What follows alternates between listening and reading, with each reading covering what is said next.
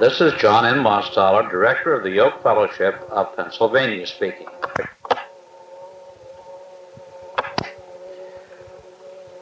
I would like to share with you some thoughts about the Yokefellow idea.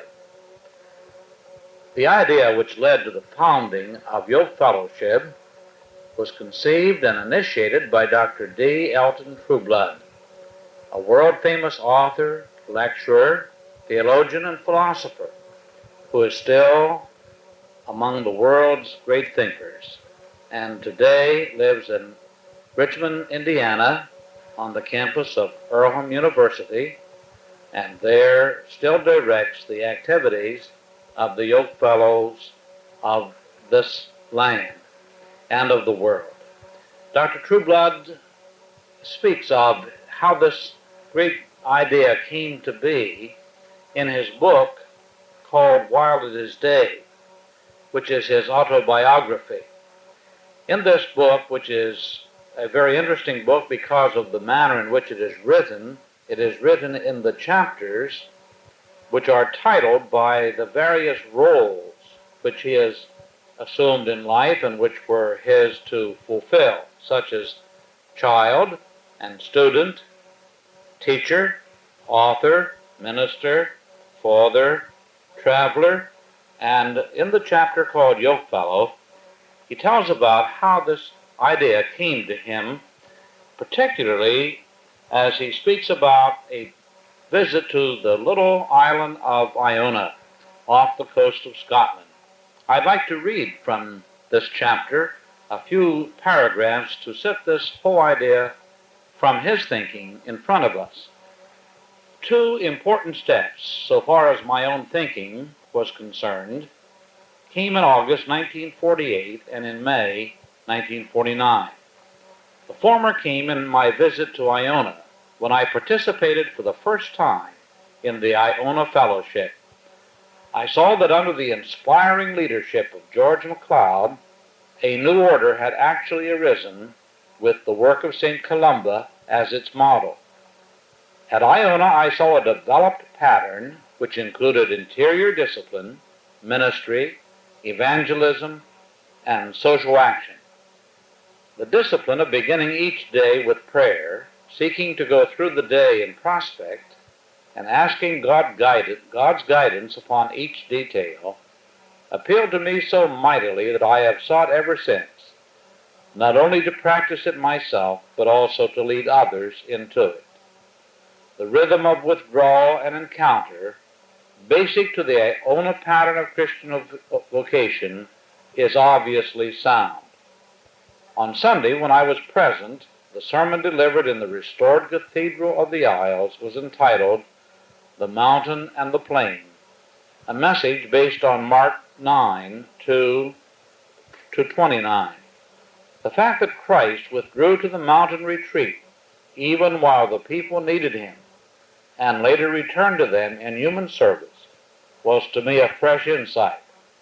I saw that such a rhythm must be an essential element of any new order worth developing in our generation. The crucial experience came in May 1949, 9 months after the visit to Iona. Having promised to preach on Sunday at the First Baptist Church of Cleveland, I traveled by Pullman train from Dayton so as to have a good night's rest and, if possible, to be alert on Sunday morning. After completing my sleep and a quiet breakfast in the terminal building, I boarded the rapid transit for Cleveland Heights. Already under the influence of Frank Labaugh, I had begun the practice of reading every morning from the New Testament, whatever my location might be. Instead of skipping about in the Scriptures, I had adopted the discipline of going straight through a book, reading slowly about 11 verses a day, if the topic admitted of such a division, and noting in the margin the place and date of reading. This system of dating has come to be personally valuable in that my New Testament has in one sense become also my diary. Many different copies of the New Testament have now been dated in this fashion, and these become reminders of high moments in a quarter century. My reading that morning on the rapid transit was Matthew 11:25 through 30. Though I had, of course, read the passage on many former occasions, it struck me then with a unique force. It was almost as though I had never before read the words, "Take my yoke upon you." Suddenly I saw that this is Christ's clearest call to commitment. I realized that the yoke metaphor involves what we most require if the vitality of the Christian faith is to be recovered. Being yoked with Christ may mean a great deal more, but at least it means being a participant rather than a spectator. It also means accepting a discipline, which leads paradoxically to a new kind of freedom. It leads finally to fellowship, because the yokes which we know best cannot be worn alone. Within a minute or so, as an entire complex of thinking came together, I had a different sermon. In my briefcase was a sermon which I had prepared, but I have no idea what its subject was, for it was entirely supplanted by a new and exciting vision. The words which came to me in the train that morning I preached within the hour, recognizing that I was participating in a new development. Later, when I wrote as faithfully as I could what I had said that morning, it became the first chapter of the book, The Yoke of Christ. Suddenly, in 1949, we had a name for our hitherto nameless fellowship, which was beginning to be a conscious one. We saw that the term Yokefellow, which is employed in the New Testament, Philippians 4:3, as a synonym for practicing Christian, derives its entire significance from the yoke passage on which I had felt led to speak at the First Baptist Church of Cleveland. The advantages of the term Yokefellow are obvious, in that it is a biblical term and is also free from the ambiguity of the word self. Furthermore, it provides a suitable nomenclature for the growing number of men and women who are unwilling to be known as either laymen or clergymen. Thus it appeared to be a genuine third way, and some grasped it eagerly. At that time, some of us began to employ the word Yokefellow, but we were not aware that it had been used in the 19th century in essentially the same fashion by Dwight L. Moody. Well, then he goes on in this chapter, Dr. Trueblood does, to tell of how that there were those at McCormick Theological Seminary and the Baptist American Home Mission Society that took up this idea and began to promote it and to encourage it. And then how that at Warren Wilson College in North Carolina, there was a little pin carved out of wild cherry wood by some of the students there, and they wore it as the sign of their being yoked with Christ. A little yoke had been shaped and formed, and then later on, the bronze pin began, little gold pin began to appear, and the Baptist church and other churches began to distribute these, and many people came to consider themselves as yoke fellows. And so it's a beautiful idea, the idea which through the history of the church has appeared again and again in the idea of commitment and of service and of ministry in the common life, and a movement that utilized the power and the meaning of the small group, where sharing and the principles of the disciplined life could be shared as the group became a supportive and caring fellowship. And so Yokefellow is a beautiful scriptural movement based on Jesus' call to take his yoke and learn of him. And truly this is a call that comes to all persons. Take my yoke upon you and learn of me. And before that, his words, come unto me all you who are weary and are heavy laden, and I will give you rest. Because certainly the burden of life and the meaning of life and the search for the answer to it, which is given so beautifully in the life of Jesus, certainly those questions are a great burden to the heart. And until we learn the answer, our lives are restless and our spirits are fatigued.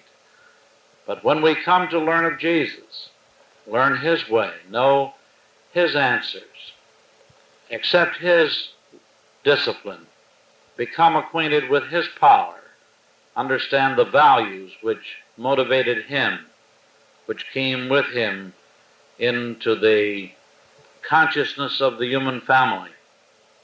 And when we begin to understand how it is love and truth as revealed of God that makes the world a place of sense and meaning and worth, it is then that our own spirits are quieted and we find rest to our souls.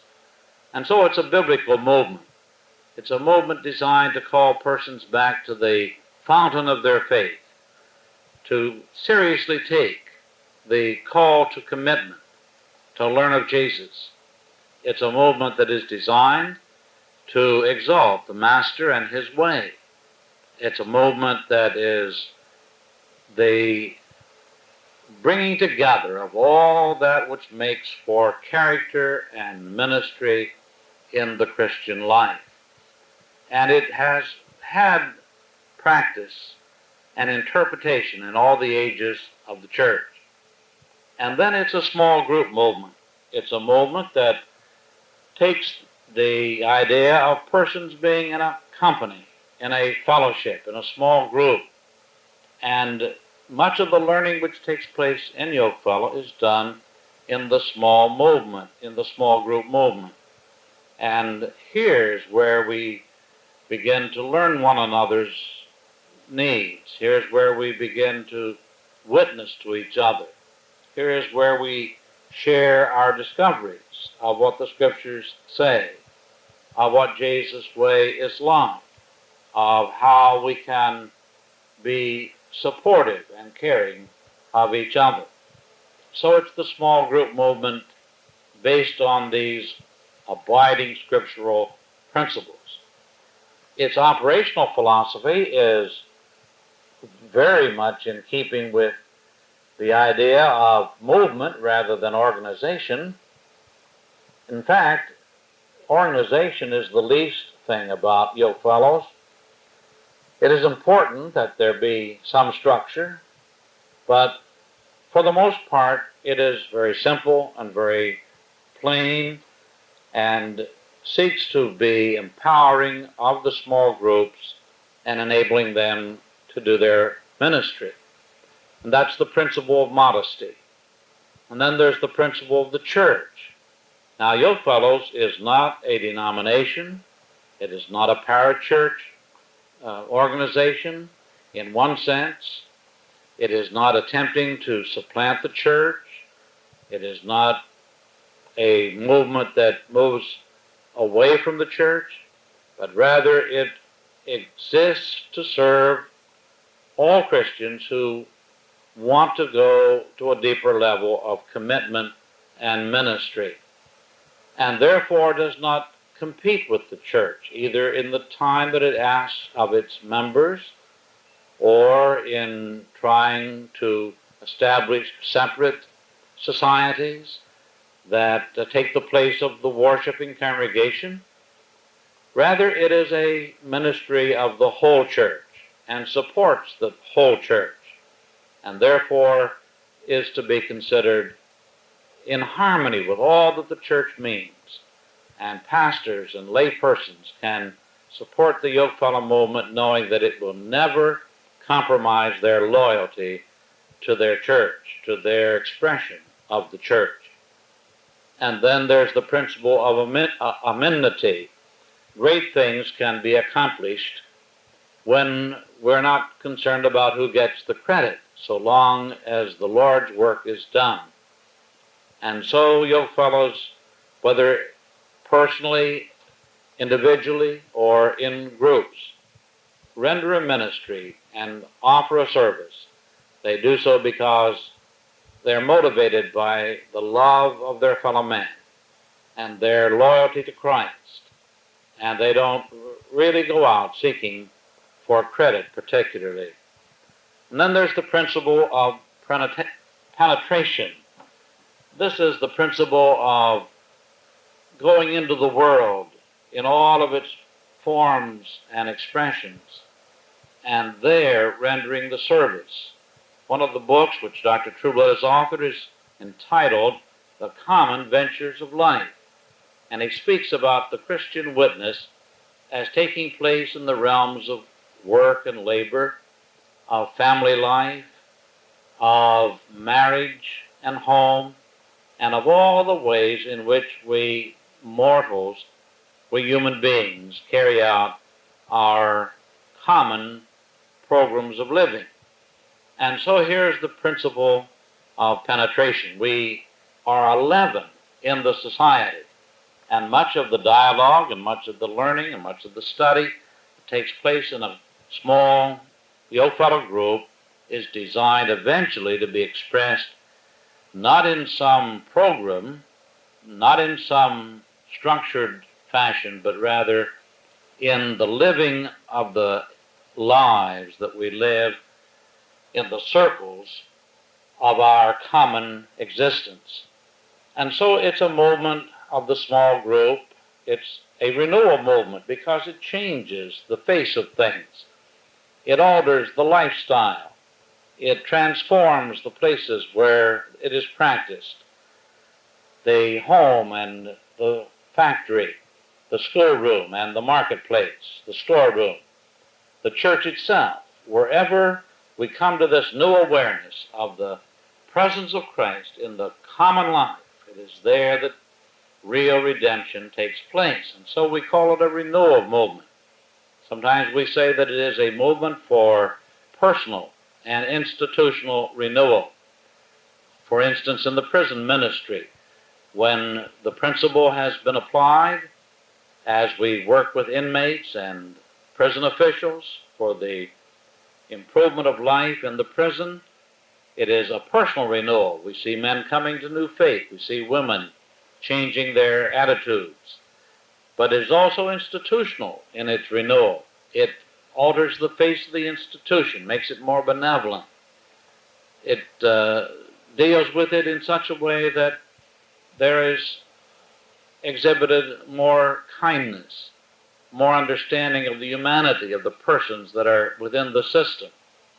And so we believe that not only does the penetration of the common life change persons, but it changes the institutions with which persons have to do. Now, the Yokefellow movement is one of those movements that has called men to a new sense of mission and purpose in their lives. And many say, well, how does one become a Yokefellow? What do I do? How can I become part of this movement? Well, there are some calls to discipline, and persons willing to be Yokefellows will yield their lives to the practice of these disciplines. The disciplines are very simple. They are the traditional ones by which the church has lived throughout all of the ages, making Christian persons aware of their link with God and with each other. There's the discipline of prayer, to pray every day, the discipline of Scripture, which is the allowing of God's Word to give us a guidance into the ways of life, the reading of the Scriptures each day following some definite plan. Dr. Trueblood was one of the first to commend a certain pattern of reading, and in the paragraphs we read from his autobiography, we see how faithful he was and how his New Testament became not only a guide, but a diary of his own personal experience with the Word of God. And so he devised a small reading plan, which is available in the literature of Yokefellow, and it helps persons make the Scriptures a really fine and wonderful adventure as they read following that plan, reading each day and making the Word come alive. the discipline of worship. Yokefellows urge that their Yokefellows, their partners in this enterprise, worship in the church, and that they attend the worship of God's people.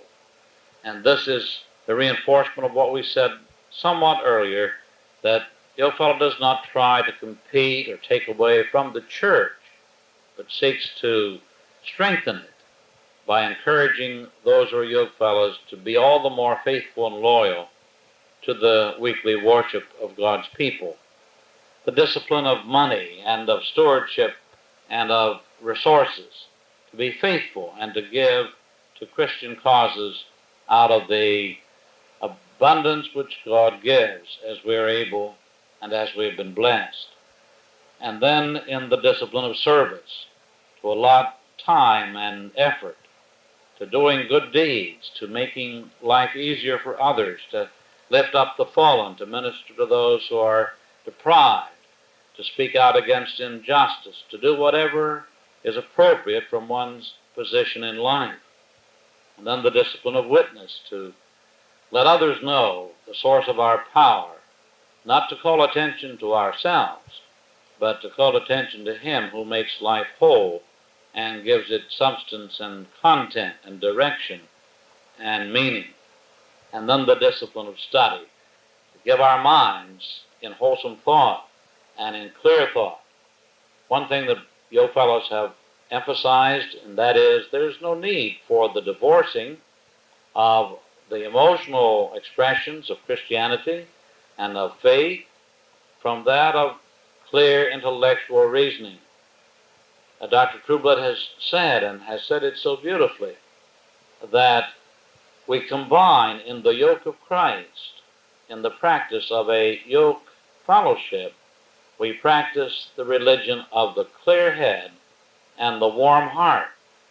Christianity has sometimes wanted to separate these and make them apart, but true yoke fellowship is a uniting of the clear thinking of the mind, giving rational truth place, understanding what God has declared and giving it high reason, making reason worthy of being pursued, always ready to give a reason for the faith that is in us.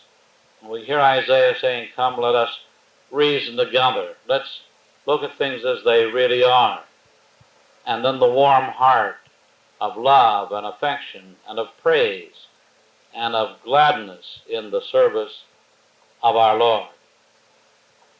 And so yoke fellowship is a beautiful movement designed to help persons come to a deeper level of life, a deeper understanding of how they can be used of God in everyday living.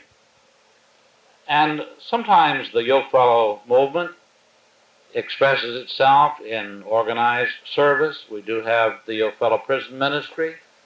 We have the Yokefellow Academy, which is a series of studies designed to accomplish the very things of which we have been speaking. An academy is not located in a special place. It's wherever Christians decide that they're going to do some serious study of the Scriptures and of the Christian classics and of the great Christian thought that is expressed in some of the writings of Dr. Trueblood and in other ways and other writers. It's a deliberate effort to be trained in mind as well as in spirit. There are centers that the Yokefellow movement has created where workshops and seminars and various retreats are held from time to time under the best leadership available in the whole church. And at the Williamsport Center, we have a number of activities through the year that are designed to help people in their Christian growth. Sometimes these have to do with family living. Sometimes they're directed to pastors to help them in their ministry, both personally and in the conduct of their ministry. Sometimes these workshops and seminars have to do with the prayer life, the devotional life. Sometimes they have to do with social questions that Christians need to be aware about. The center itself has a library of over 5,000 books, and tapes, and recordings, and these are designed to help people do their intellectual research and to prepare themselves for the common ministry of life. We invite you to use the center to send for a listing of the resources that you may borrow, or better yet, come and attend some of the retreats, some of the activities there. And a calendar is provided that announces these, and you can come, and the cost is always modest. There's a chaplains conference in the fall of the year for chaplains, that they can be strengthened in their witness in the institutions that we call prisons and jails. And on the other side of this cassette, we tell about the prison ministry. We invite you to consider that very seriously. How do you become a Yokefellow? It begins when you search your own heart and discover there a desire for Christian fellowship where you may grow. And many times our groups are called spiritual growth groups because that's what takes place in them. And as you begin to sort out these desires, and you set a group of priorities, you set your priorities in order, and among them are the practice of the Yokefellow disciplines. You're on your way to becoming a Yokefellow. And then you find persons of similar interest and concern, and you begin meeting with them. The usual Yokefellow meetings are held weekly, or sometimes not as frequently, perhaps every other week or once a month even. But these persons are those with whom you feel comfortable in sharing needs and in praying together for your mutual concerns. And you meet in homes or in church rooms or wherever it seems convenient for the group to meet. A number of groups are meeting throughout the community in which I live, in homes, and sometimes there are study groups having read the same book or series of essays, and then they come together to share their insights. Other groups come together to share personal needs and to pray for each other. But find that group of persons that you can feel are a family of spiritual minds and hearts with you, and become familiar with that group. Let them become familiar with your life and build a supporting fellowship with each other. Find some way to express your Christianity in a positive service, in an outward outreach to persons in need through prison ministry, or in caring for the less fortunate any place that you might discover them. This can be done as an activity of a group, or it can be done in a very private and personal way. And then arrange at least once each year to have a time of sharing with others in a Yokefellow retreat, or take a Yokefellow course of study. We can provide these for you. If you wish to write the center, we'll send you a list of the academy subjects, and you can select those that will send you on a course of study that will be equivalent to any college education that you possibly could take. And then you might want to sign a card indicating your willingness to be a Yokefellow, and that you have voluntarily accepted the disciplines of the Yokefellow movement. There are many, many, many persons who have signed the Yokefellow card, and they carry it in their pocket, maybe with the signature close to their own of another person to whom they want to be accountable for their faithfulness in keeping the disciplines. And then they may want to, and you may want with them to wear the little gold pen that you can put on your lapel. And when you place it there on your garment, you remember as you do so that you have made a commitment to Jesus Christ. It's a witness, howbeit a silent one, to your own life. And then others who see it may from time to time ask you, what is that? And you can say, this is the yoke. And then you might describe how that it was used in the days of Jesus and in other cultures as well for beasts to wear, by which they shared the weight and the burden that they had when they were in a work situation. And you might find that pointing then from that experience to Christ, you will be able in many ways to bear witness to his power. I trust that you will consider the yoke fellowship and that you will become a yoke fellow. And let us in any way help you that we can